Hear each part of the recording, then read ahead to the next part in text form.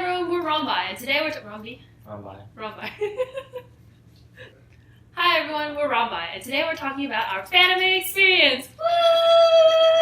Woo! Did you have fun? Yes. So first, well, I don't have swag, but we're gonna show you some of the swag that she got because my swag is at home. Anyway, so we met the devs and they gave us swag, and you can get swag too if you go to AX. Anyway, what I got was Mira. So if some of you watched our previous video, you'll know that Mira's my first character, and I'm really excited. She's so cute. Look at her. We also got this fan from Rune Story with the Star Critter on it, and I have a pin. Oh, and there's a QR code on the back. Yeah, so if you want to download the game, here's the QR code. No, I'm sure you probably already have the game though. To be honest, yeah. I also got an April pin, which I'm wearing here, and we also got art. So this is flyers, yeah. They advertise, Rune Story, but Excelsia and Zach. Excelia. Is that how you say it? There's no S. Excelia and Zach. These are really cute. I'm gonna hang them on my wall. So we went to the Rune Story panel and we talked to the devs about their game. And their panel was mainly about game localization from Japan to the rest of the world. So a few things we learned were that, one, the dev team is relatively small and the Japanese team is relatively large in comparison.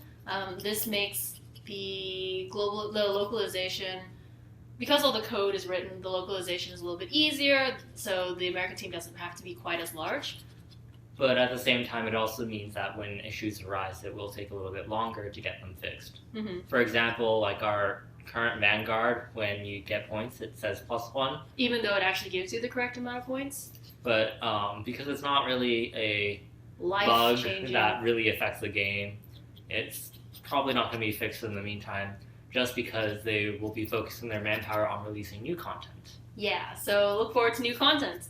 So when we talked to them, they also talked about how popular the Japanese version was, right? In Japan, it's really popular. It's got millions and millions of downloads by now. And lots of merchandise. Which we're really excited about. Apparently, you can buy merchandise on. They have an online Yahoo store. So when they first localized the game, they sent out a poll talking about what kind of content you wanted to see, and so when people polled, they said, they want to see more westernized art, just like Summoner's War and Clash of Clans. Right. So the poll that they sent out has our main character, Iris, and Kyle. And there is a lot of different art styles for each of the three characters.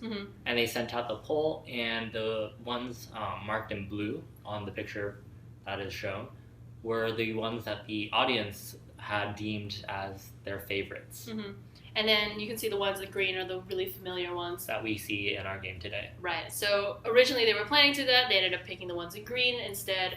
But they also continue to westernize the game. And to westernize the game, there's one important concept, which is the tutorial has a number of clicks before people get bored.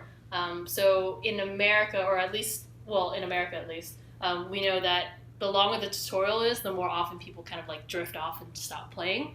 That's why this tutorial in the story was really short in the beginning. So what happened was you go through the quest, you defeat the dragon, and then the whole place starts crumbling. Once the whole place crumbles, you come out and you're like, oh wait, where's Kyle? Oh well, we'll catch up to him later. And that's the end of the tutorial. So in the new tutorial, it fills in the gaps, like when you defeat the dragon, and it sort of touches on what the darkness is and all that cool things. And so along with the tutorial, there were shortened stories of the other things as well, like the island quest and event quests for all the characters and all that stuff. So a lot of the times they also had their text cut, but now when the quests come back, you can reread the stories and they'll have the cut parts put back in. After a while, when they realized that localization wasn't working after the Christmas riots, back when the Christmas characters were released for the global Christmas characters. The global exclusive ones, the Yeti, Santa Claus, the Elsa. The toy soldier, those people. They were relatively weak and their art was extremely out of place compared to the rest of Rune Story. So there was like a huge riot going on, and like on the forums there's a forum thread called like #RIP Rune Story. Something like that. And that's when Colopl realized that this localization wasn't really where they wanted to go, and started pulling back and putting back all the content that they had originally taken out. They added in the 2D art, which was widely accepted by everyone. Everyone likes 2D art. So by doing all these things, they decided that they didn't really want to make Rune Story a super mainstream game, but instead they want to cater to the niche audience that they already had. Which is us! Hello! So they wanted to keep everything as as original from the Japanese version as they could. For example, another one would be the names of the characters. So originally, like, for example, we had Loris, because she's one of our first characters, and I forget what her Japanese name is, but something to the extent, like, it translates to gull, the bird. Nowadays, the only thing that they translate is puns, like April. I think April's original name was, like... Tsuyiha? I don't know. I don't know Japanese, so... Right. Something to the extent of, like, rain and, like, April rains, you know, so they changed it to April so we would understand the puns. Which, by the way, if you're interested in her, she's still in the batch. So in localizing, they decided to implement new features. For example, the guild system doesn't exist in the Japanese version. So also Vanguard and the epic bosses are global exclusive. And Conquest. And Conquest are global exclusive. So the reason why it got put in the first place is it's a little bit repeatable, and it turns out that Americanized, or at least Westernized, mobile games people who play these games really like repeatable events, things that they can do over and over again. And they don't have to relearn new things to play them. Right, and it's important to have new content, but it's not, like, very super important. Like, if you play, I don't know, Clash of Clans, you're just building out your town some more. If you play, like, what was it, Farmville? Remember Farmville? You would just do the same thing over and over again. You'd send out... You'd sow seeds, and then you'd wait like 10 hours. And you come back and get it again. So for the American version, this is why it got implemented. And on top of that, it's just a little bit easier for developers because... They can just push out the same event every weekend for Conquest, while they can focus their manpower on bringing in and translating new content. So now, the moment that you guys are all waiting for... what's coming up in Rune Story? Woohoo! So what's coming up in Rune Story? Well, first things first is that they will be attending Anime Expo. Woohoo! So if you want to catch them at Anime Expo, they're in booth 515 and 516, and their panel is on Friday, July 1st from 3:45 p.m. to 4:45 p.m. Pacific Daylight Time. The room will be LP2/LACC 403AB. I haven't been to Anime Expo, so I don't know what any of that means. Yeah. But they will probably also bring free swag. So go see them! Go talk to them! They're really cool. Another thing that everyone's been waiting for are Shinki releases. Woohoo! Shinki releases! They will be releasing the Shinkies sometime soon, because a lot of the new content will be requiring the Shinkies to be released before they can continue pushing out new content. So you can expect that sometime in the near future.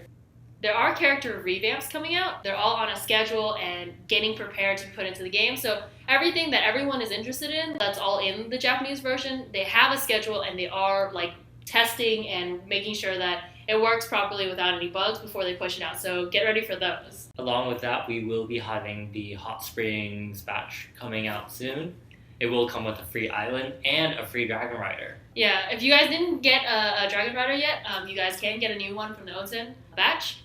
So look forward to that. The other thing we can tell you is that the global Rune Story game is trying to catch up to the Japanese version, so you can expect releases a little bit faster than you would expect them to be. For example, the Christmas characters might not be coming out at Christmas. So the last thing we want to touch upon is modders. We got to talk to the developers about modders, and we found out that they are actively banning modders, and they do checks really regularly, but it's much easier on them if we send in the reports. So if you catch any modders on the way, screenshot them and just send them to Colopl, because it really helps, and it makes the process much faster. So yeah, that was our anime experience. Yeah, I got to go as Vivi. I was myself. Yeah. I did bring a giant star critter, And I don't have a giant picture of it with me, but Yeah, it's really cute. So it's like this big. It's a Starker and it's blue. yes. We had a lot of fun. We met Tetra. The Tetra cosplayer was fantastic. So if you guys are going to AX, go see her. Her costume is so cool. Anyway, it was super awesome. We had a lot of fun. Yeah. Okay. Hi everyone, we're ROMbi. If you enjoyed our video today, please like and subscribe. See you. Bye. Bye.